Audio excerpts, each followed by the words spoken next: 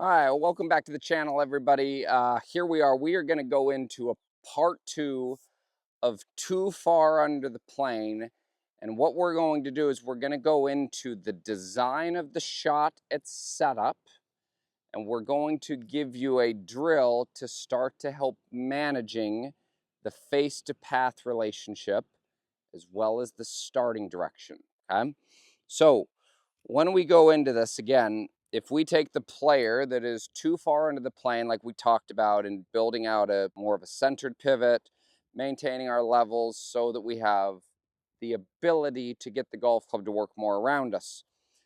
The next piece that I would say that is incredibly important now that we're not hitting the golf ball from here is setting up the design of the shot and understanding how the instrument works and how this can help us to minimize the actual overdraw. So the first thing that I would say that we need to comprehend as players is understanding how forward press, forearm alignments, and shoulder alignments are going to have a very large relationship to what the player's path is. So let's say if I have the ball position right here in the center of my nose, and I have my grip handle pushed forward to where my lead arm and club are in a straight line, you'll notice how much that path right there is moving out to the right. Now, what a lot of players do from here is if we zoom into the club face, is they like to take the club face and use that as an aiming tool to the target line. So basically, if I now hold this club up and we refer to the shaft as the path, we can see how closed the leading edge of the club face is to the leading edge of the shaft. That is a face-to-path relationship that is building in more of a hook bias.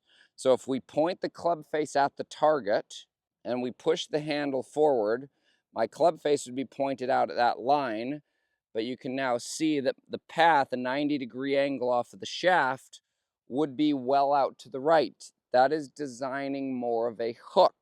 So like if I hit a shot right in here with that design, even with a neutral golf swing, you're going to see how this ball starts straight, and then you're going to see how it actually hooks left. So that golf ball started almost on the line and it hooked over into those trees right there. That's because the relationship that I had there was more hook bias. So what we need to start doing from a design standpoint is making sure that we get the ball position correct to minimize the amount of hook we can, or in to out, I should say. And then we need to start getting this club face right here more square to the leading edge of the shaft. We might even need to start it a little bit open if we're the player that struggles with hooking it, because we need to give the player a reason to start to swing more around us.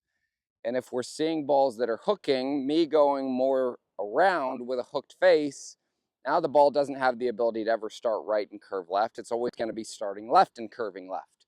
So we need to change the geometry piece right there. So when we look at the golf club by design right here, if I held an alignment stick directly down the leading edge of the shaft right here, as you can see right there, that would be a club face that is square to the leading edge of the shaft. That is where we are going to have to grip the golf club from. Now, from a relationship standpoint, here's what I would do. I would lay down one stick on the ground that represents where my left shoulder is, okay? All the golf club right here. This would be an anchor point right here for the golf club to work around. I'm going to lay another alignment stick down for where the center of my sternum would be.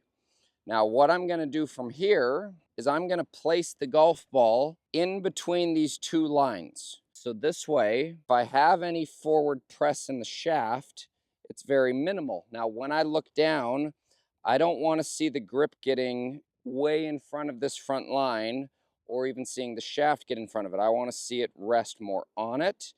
I'm even okay if it rests fairly neutral for this player right here who struggled with hooking it. Now, when you start the face, if you have, like where I'm at in Miami, I have buildings around here. Line up the leading edge of the club and the leading edge of the shaft and make sure that those are square when we grip that. This would be more of our starting point. Now, we might actually want to see the forearms, the chest and the shoulders rotate a little bit more open and to the left, because our forearms right here, or we could even say our elbows, are going to dictate more the direction of the path. If I get this left lead arm too high and this right arm too under, that path's going to want to come more from the inside, and vice versa. If I got my trail arm too far on top, that path is going to want to move a little bit more out to in. So designing the shot right there would be the very first place that I'd start. Now where I'd go next is back to lesson 1 and rehearse this feel. For a lot of you, there's going to be a very distinct and different weight to where it feels like the club head is. The face is going to feel open to you. So if you start off by hitting these shots and we keep our in to out path, but we have the club face more square to the shaft, we might see a golf ball that starts off to the right and stays to the right. That's a good sign that we got this relationship correct, because now from here, we're going to go into the drill to make sure that that does not happen. Okay, so here's our station right here. We have the foundation of what we built from lesson 1 in regards to our backswing. Now going into the drill right here, what I've set up is I've set up a target line with a noodle. So now I've got a task right here that I'm going to ask everybody to achieve. Now, this is where I'm going to make it a little bit harder for you. We're going to take the club face at address. We're going to twist it a little bit open to the leading edge of the shaft. Then we grip it. So don't grip it and twist it open like this. Have the face right here rest open. Grip it how you would normally grip it from right in here. Set our ball position in the shaft more neutral. Now from here, what I'm going to give you as a task is in 3 different lengths of motion. We're going to go shaft parallel to the ground, left arm parallel to the ground, and then we're going to go full. Your task with the club face open to the shaft is to get the golf ball to start to the left. When we do this correctly, we will not see any hook spin. If anything, we might actually see more fade spin or a straight pull. So I would start like this. Now what you're going to feel is this golf club is going to have to be working a little bit more inward. We're going to go deeper into that in our next lesson. So task oriented, number 1, the first thing I'm going to do is my forearms, my chest are pointed a little bit to the left. They're open, I should say. The club face is now gripped open to the shaft line. I'm going to start with a short length of motion, and I'm going to make the golf ball start left of this noodle. So I'd be right in here, short length, start the golf ball left. Okay, and that's going to be our very, very first goal, just like I did right there. Let's do that again one more time. So face is open to the shaft, neutral, forearms and chest are a little open, and I'm going to make a swing to where I feel like I can make this golf ball start left of the noodle that I have right there in front of me. So I'm right in here. So that golf ball started left. That was absolutely perfect. Now we're going to go up to a longer shot. We're going to go up to left arm parallel. Now, even to me, everybody, this club face feels really open. And so I know that if this is open and I come down from the inside, that ball is going to start out to the right and it is going to go even further to the right. So this is what's enhancing me, or enticing me, I should say, to get the golf club more around me. I'm right in here. Ball position's actually closer to my shoulder line, which is okay. I've got the face open to the shaft as I gripped it. We're going to go to left arm parallel and make this golf ball start left again with an open club face. That was a perfect little cut right there. I think this is a really good place for a lot of you to start, just so that we learn the extreme of both sides of the spectrum. We already know the extreme of being too far in to out. Now we're going to start to give you the ability to create an extreme that is truthfully a little bit more out to in. But now that we know those 2 coordinates, we can start to bring things back to center to where we can play tighter and straighter golf shots. So let's do this one more time. We'll do this in a full swing.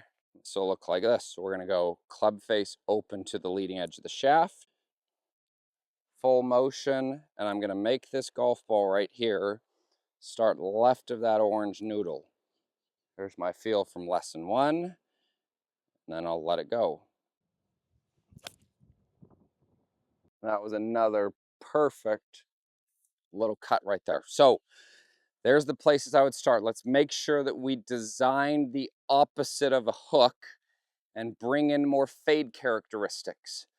Then we're going to nextly go to how we actually design the face to shaft relationship.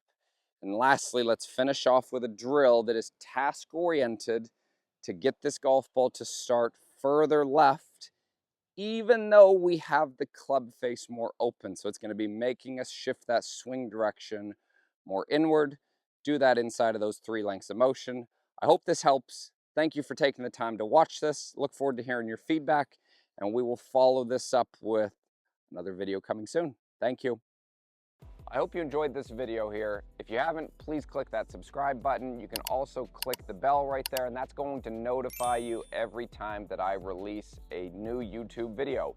Also, if you haven't, check out that last video that I did. It's right here, pinned to the screen. Thank you so much for your support. I really do appreciate you watching. If you have any questions, any comments, please leave those below, and I will make sure I get back to each and every one of you. So, thank you again. Appreciate your support. We'll see you next time.